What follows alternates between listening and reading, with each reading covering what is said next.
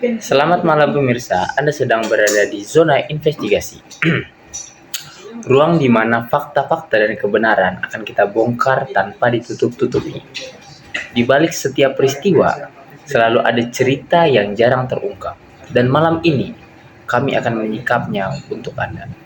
Inilah laporan khusus kami, Zona Investigasi, menyikap fakta yang tersembunyi. Oke, halo pemirsa, kembali lagi bersama saya Fadil Triad Purba di Learning Journal Harian. Pada kesempatan kali ini kita akan coba menelusuri atau membahas tentang berita, jenis-jenisnya, dan teknik reportase dalam penyajiannya. Nah, pertama yang perlu kita pahami adalah apa itu berita. Jadi berita merupakan sebuah laporan atau cerita atau informasi yang bersifat penting, aktual, faktual, dan layak untuk disampaikan ke khalayak ramai. Nah, berita biasanya dibawakan secara langsung agar masyarakat segera mengetahui informasi yang terjadi. Nah, kemudian berita umumnya memiliki 4 jenis. Yang pertama adalah straight news, kemudian ada soft news, ada in-depth news, dan feature. Nah, jadi straight news ini adalah sebuah berita langsung atau sebuah berita yang disajikan secara singkat, padat, dan jelas, dan apa adanya. Nah, yang dimana berita straight news ini mengandung unsur 5W1H, dan biasanya dia menggunakan struktur piramida terbalik. Nah, kemudian ada soft news. Jadi ini adalah sebuah berita ringan begitu, yang lebih menonjolkan sisi kemanusiaan atau human interest. Nah, kemudian ada in-depth news, di mana ini adalah sebuah berita yang mendalami atau menyajikan analisis, kemudian latar belakang dan sudut pandang yang lebih jelas. Kemudian ada feature news. Ini adalah sebuah berita yang berfokus pada peristiwa yang akan terjadi atau yang sudah terjadi dengan prediksi atau informasi mengenai agenda-agenda yang jelas. Dalam membawakan sebuah berita, ada beberapa hal teknis yang perlu didalami atau perlu dipahami. Yang pertama adalah lafal yang jelas. Kemudian ada volume dari suara yang tepat. Jadi tidak terlalu tinggi ataupun tidak terlalu rendah. Kemudian ada tempo yang teratur, dan yang terakhir itu jeda intonasi yang pas.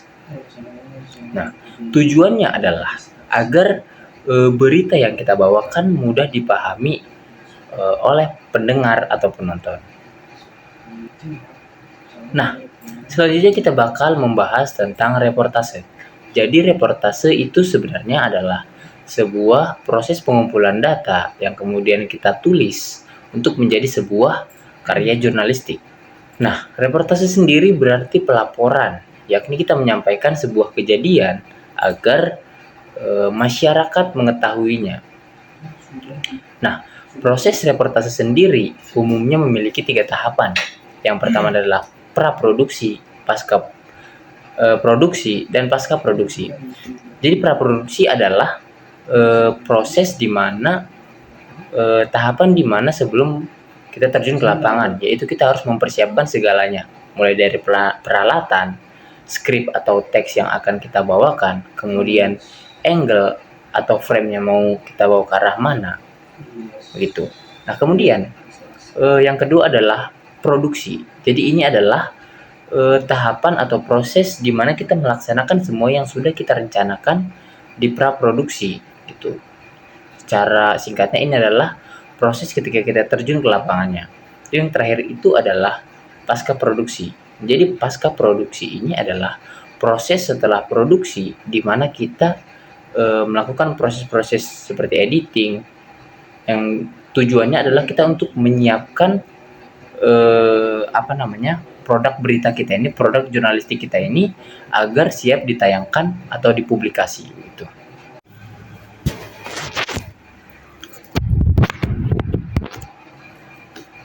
Nah, berikut laporan tentang zona investigasi kali ini. Setiap peristiwa pasti selalu menyimpan lebih dari sekedar cerita di permukaan. Fakta yang kami hadirkan malam ini hanyalah sebuah mozaik kebenaran yang perlu terus kita dalami. Kami percaya kebenaran tidak boleh disembunyikan, dan tugas kami adalah membawa ke hadapan Anda. Saya Fadli TKB Purba, pamit undur diri. Tetap waspada, tetap kritis, karena di setiap peristiwa selalu ada fakta yang menunggu untuk diungkap. Sampai jumpa di zona investigasi berikutnya. Saya dan kru yang bertugas pamit undur diri. Assalamualaikum warahmatullahi wabarakatuh.